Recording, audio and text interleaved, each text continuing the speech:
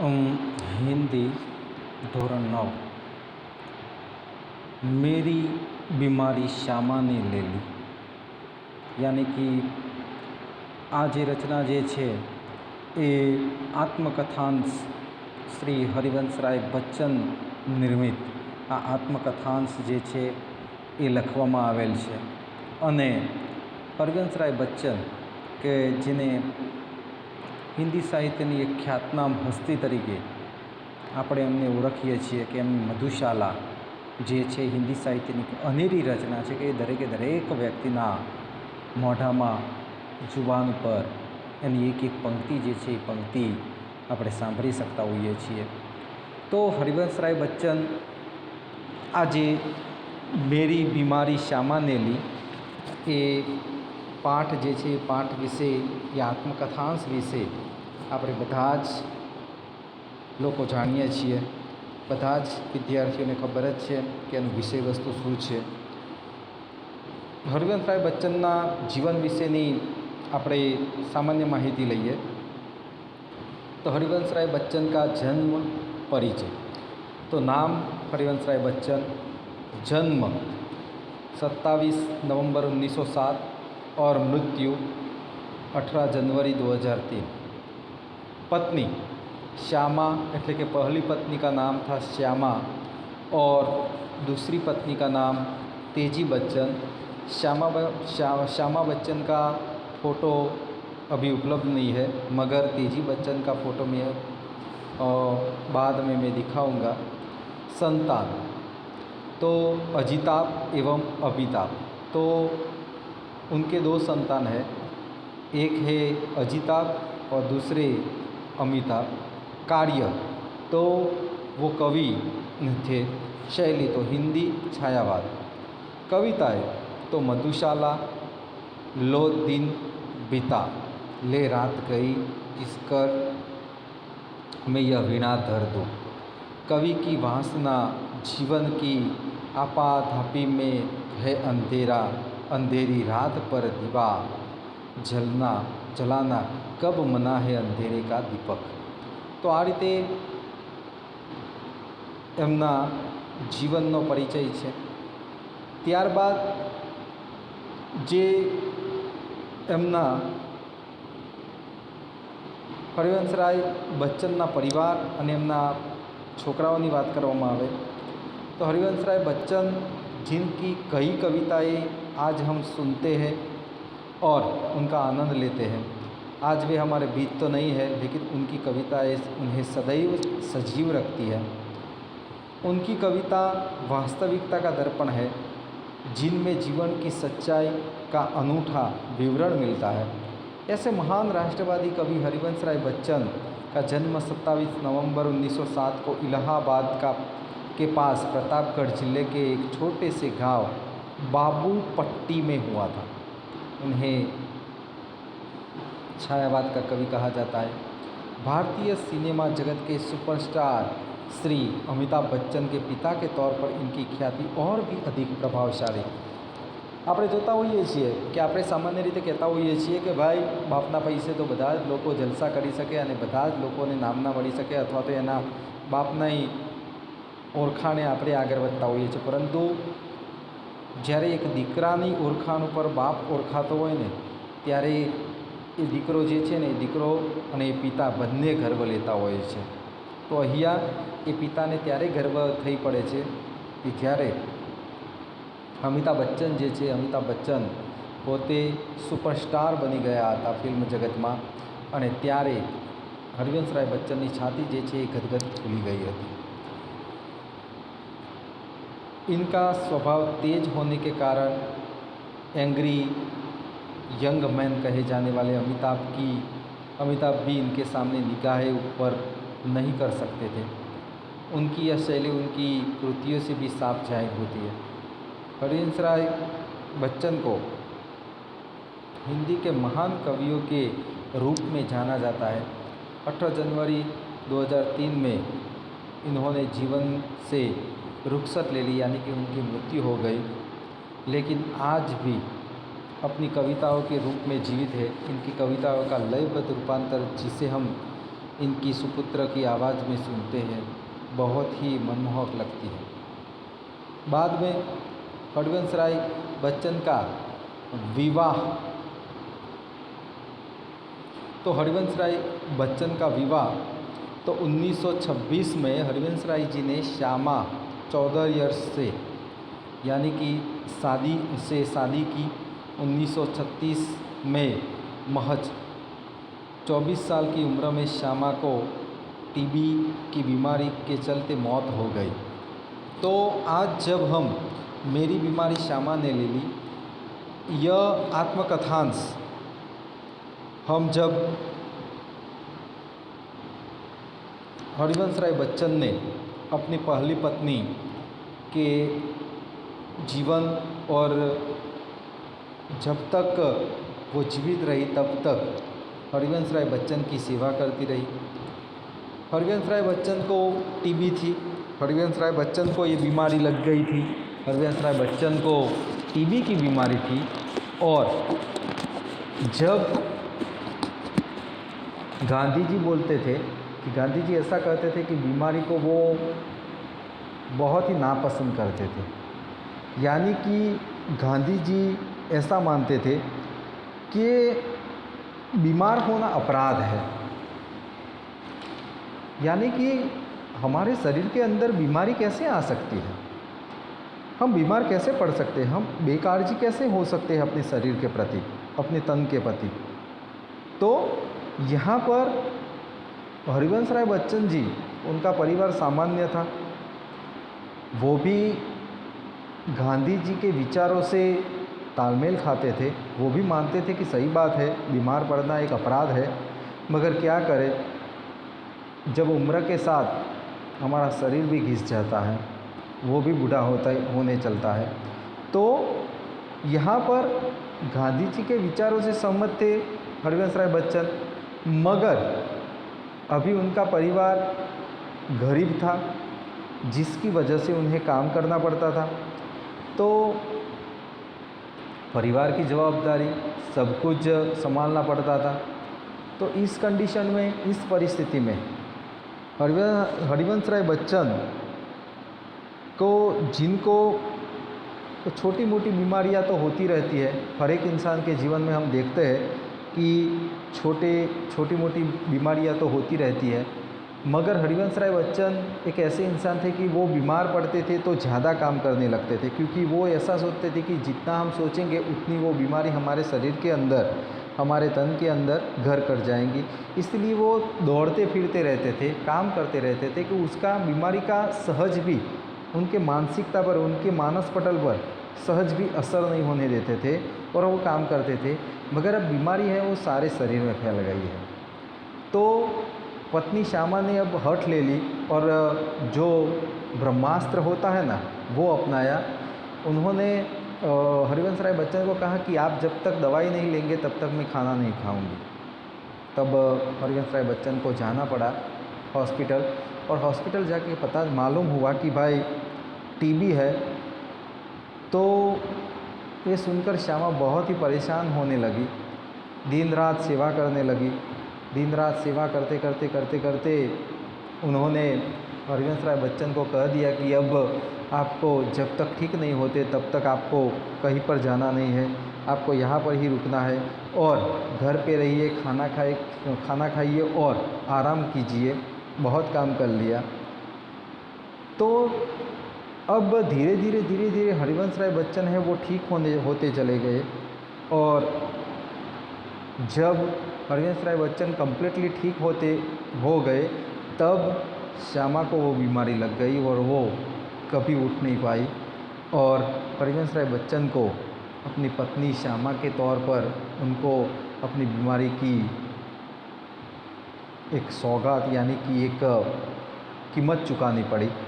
और वैसे अपनी पत्नी को बहुत प्यार करते थे और उसने बहुत ही जी जान लगाकर हरिवंश राय बच्चन की सेवा की, और उनके मन में, उनके दिल पर एक चोट रह गई कि मेरी पत्नी ने मेरी बीमारी ले ली और वो खुद मुझसे दूर चली गई। तो जब हरिवंश राय बच्चन की शादी श्यामा से हुई तो उसकी उम्र 14 साल की थी और महज 24 साल की उम्र में श्यामा को टीबी हो गई और वो उस बीमारी की वजह से उसकी मौत हो गई। इस बीच यह अत्यंत अकेले पड़ गए और 1941 में हरिवंश राय जी ने तेजी सूरी से शादी की, जिनसे उन्हें 2 बेटे अमिताभ और अजिताभ हुए। हरिवंश राय बच्चन का निधन। तो हरिवंश राय जी का 18 जनवरी 2003 में 95 वर्ष की आयु में बम्बई में निधन हो गया। 95 वर्ष के इस जीवन में बच्चन जी की ने पाठकों को एवं श्रोताओं को अपनी कृतियों के रूप में जो तोहफा दिया है वह सराहनीय है। मृत्यु तो बस एक क्रिया है जो होना स्वाभाविक है, लेकिन हरिवंश राय जी अपनी कृतियों के जरिए आज भी जीवित है और हमेशा रहेंगे और याद किए जाएंगे। इनकी रचनाओं ने इतिहास रचा और भारतीय काव्य को नई दिशा दी, जिसके लिए सभी इनके आभारी है। आज गौरवान्वित भी कि ऐसे महानुभाव ने भारत भूमि में जन्म लिया। हरिवंश राय बच्चन जैसे महान कवि कम ही मिलते हैं। ऐसी विचारधारा वाले कई कवि कई सदियों में एक बार ही जन्म लेते हैं। उनकी सभी रचनाएं देश के लिए धरोहर है, जिनका सम्मान हम सभी का हक एवं कर्तव्य है। तो हम देख सकते हैं इस चित्र में कि बीच में superstar, mega superstar Amitabh Bachchan है, इस साइड तेजी बच्चन है, हरिवंश राय बच्चन की पत्नी और अमिताभ बच्चन की माँ, और हरिवंश राय बच्चन को हम देख सकते हैं। ऐसा माना जाता है कि अमिताभ बच्चन अपनी माँ के बहुत ही करीब थे। वो अपनी माँ से बहुत ही प्यार करते थे और देख सकते हैं कि उनके माँ के लाडले थे, दुलारे थे और हर जगह उनके साथ ही वो दिखाई देते थे।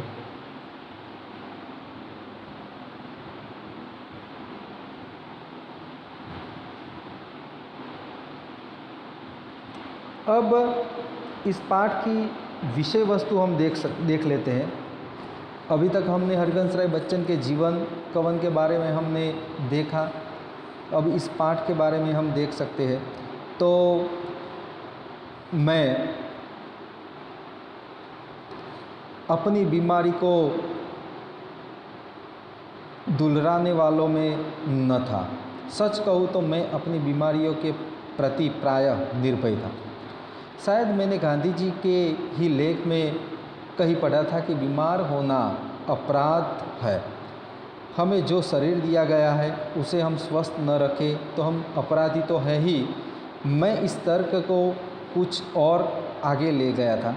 अपराधी को दंड देना चाहिए। मुझे जब कभी छोटी मोटी बीमारी होती, जुकाम, बुखार, खांसी, सिरदर्द, तो मैं खाट पर न लेटता और भी अपने से काम लेता। मुझे भरे भट्ट बुखार में अपनी रात की ट्यूशनों पर जाने की बात याद है। बुखार की गर्मी और तेज़ी में तो मैं और जोश से पढ़ाता।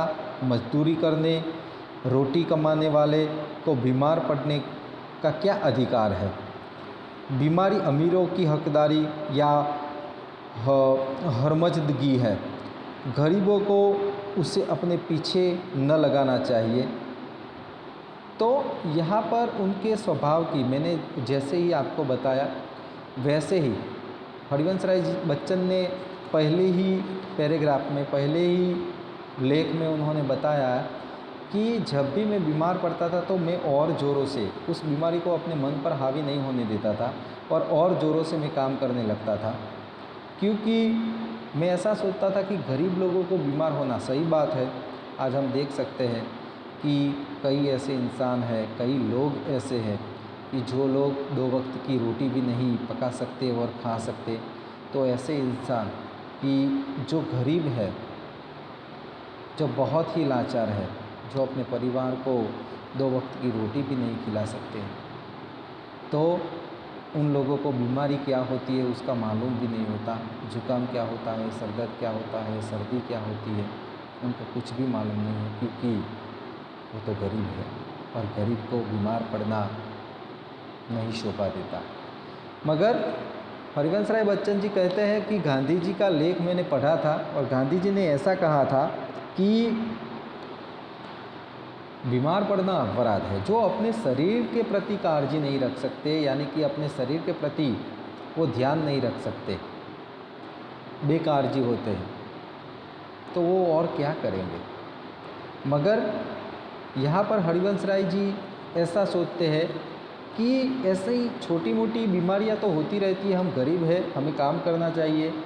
बीमारी तो अमीरों में होती है, हम जैसे गरीबों में नहीं होती है। ऐसा एक व्यंग किया है कि हम देख सकते हैं कि आज जो गरीब इंसान बीमार पड़ता है तो वो अच्छी हॉस्पिटल में नहीं जा सकता क्योंकि उसके पास पैसे नहीं होते हैं। मगर अमीर को एक छींक घर में निकल जाती है तो तुरंत ही वो हॉस्पिटल में पहुंच जाता है और उसकी सारवार अच्छे से करवाई जाती है। तो इस प्रकार हम देख सकते हैं कि बीमारी यानी कि बीमार पड़ना वो अमीरों की हरमजगी है। बाद में उन्होंने कहा है कि गरीबों को उसे अपने पीछे न लगाना चाहिए। लिखने में तो ऊंचा बुखार मुझे सब तरह से सहायक, प्रेरक और प्रोत्साहक लगता है। एक तरह की आग जिससे मेरी अनुभूतियों में ताप आता, जिसमें पिघल कर मेरा हृदय ढलता। एक तरह की भट्ठी जो मेरे विचार, भाव, कल्पनाओं को उबाल देकर उच्छलित करती। यह तो मैं नहीं कहूँगा कि बुखार में मैं अदबदा कर लिखता था, पर अगर मैं लिखना चाहता था तो बुखार मेरे लिए कोई बाधा नहीं बन सकता था।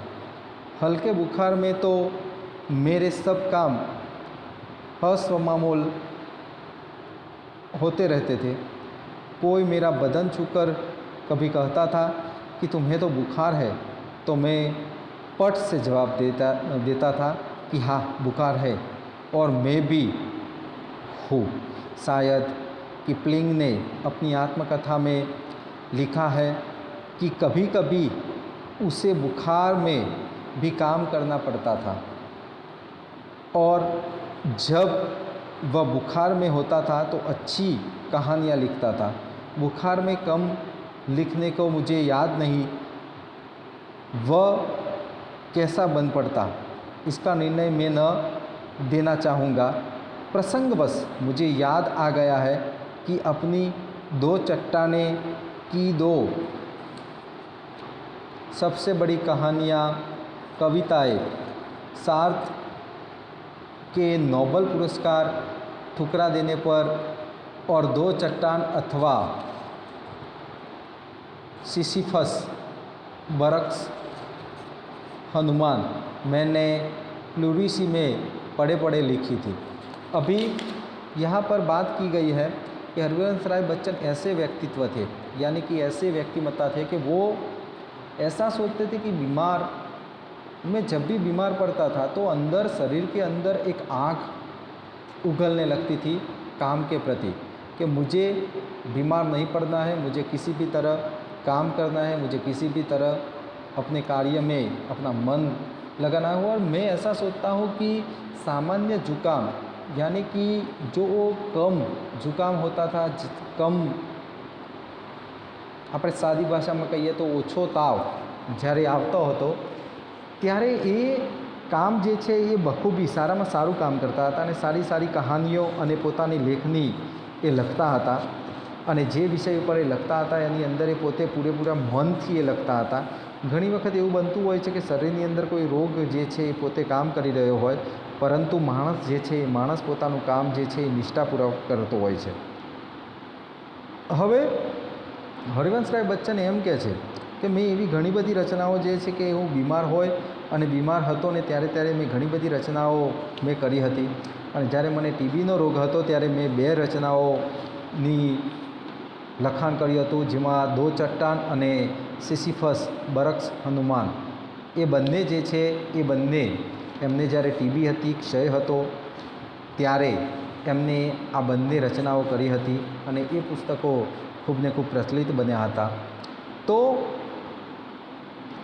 बहरहाल जब मैं अपनी जवानी पर था, बीमारी मुझे पराजित न करती थी, मैं ही अपनी जीत से बीमारी को पराजित कर देता था. बुखार सुखार आखिर कितने दिन चलता. विश्राम तिवारी कहा करते थे कि मार के पीछे भूत भागे. मैं अपने प्रयोग से सिद्ध किया था कि काम के पीछे बुखार भागे. तो અહીંયા જ્યારે હરિવંશરાય બચ્ચન જે છે એ બીમાર પડતા હતા અને જ્યારે એ પોતે લખવા માટે પોતાનું પુસ્તક લખી રહ્યા હતા, ટ્યુશન લેતા હતા, ત્યારે કેટલાક લોકો એમના શરીરને અડી જતા હતા. ત્યારે એમને ખબર પડતી હતી કે તાવ આવે છે. ત્યારે એ કહેતા કે હા, હું જાણું છું કે હું તાવ આવે છું અને એટલા માટે જ હું અહીંયા હાજર છું. હરિવંશરાય બચ્ચનનો સ્વભાવ હતો એ બહુ તીખો હતો અને જેથી કરીને અમિતાભ બચ્ચન પણ ઘણી વખતે એ પોતે પોતાના પિતાની સમક્ષ આંખ ઊંચી કરીને જોઈ શકતા નહોતા. તો અહીંયા વાત એ કરેલી છે કે હરિવંશરાય બચ્ચન જે છે, હરિવંશરાય બચ્ચન પોતે એવી રીતે અહીંયા રજૂઆત કરે છે કે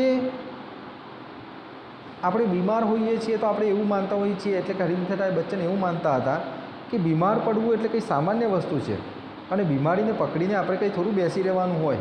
આપણે આપણું કામ જે છે એ ચાલુ જ રાખવાનું હોય. બીમારી તો 2 દિવસ 4 દિવસ વધારે કેટલા દિવસ રહેવાની છે, પરંતુ આપણે આપણા કામમાં મશગુલ રહેવાનું હોય. કેટલીક વખત જે છે એ વાત કરી કે વિશ્રામ તિવારીજી જે છે એ એવી રીતના કહેતા હતા, વિશ્રામ તિવારીજી જે છે એ એવી રીતે કહેતા હતા કે ભાઈ मार के पीछे भूत भागे. અને હરિવંશરાય બચ્ચન એમ કહેતા હતા કે કામ કે પીછે બીમારી ભાગે. તો કોઈ પણ માણસ જે છે, કોઈ પણ માણસ આપણે જોતા હોઈએ છીએ કે ઘણી વખતે વિદ્યાર્થીઓમાં પણ આવું બનતું હોય છે કે હોમવર્ક કરવા માટે આપ્યું હોય અને હોમવર્ક ન થયું હોય ત્યારે આપણે જોતા હોઈએ છીએ કે મને સર પેટમાં દુખતું હતું, મને તાવ આવી ગયો હતો, આવી રીતના અલગ અલગ પ્રકારની આપણે બહાના બનાવતા હોય છે. પરંતુ હરિવંશરાય બચ્ચનની અંદર એ બધી વસ્તુઓ હતી જ નહીં. એ પોતે એક જ વસ્તુમાં માનતા હતા કે એ કામને જ મહત્ત્વ આપતા હતા, કારણ કે એ જુવાનીનો જોમ હતો, એ જુવાનીનો એક જુસ્સો હતો કે જેથી કરીને એમના મનમાં એક જ ભાવ ઊભો થયેલો હતો કે ગમે તે રીતે પૈસો કમાવો અને બસ પૈસાદાર બની જવું. તો આવો એક અક્કડ સ્વભાવ એમનો ખુદનો હતો. અહીંયા હરિવંશરાય બચ્ચન જે છે એ ખૂબ જ ખ્યાતનામ વ્યક્તિ છે. હવે આ પાઠનું વિષય વસ્તુ આગળ આપણે જોઈએ તો એ રીતના છે કે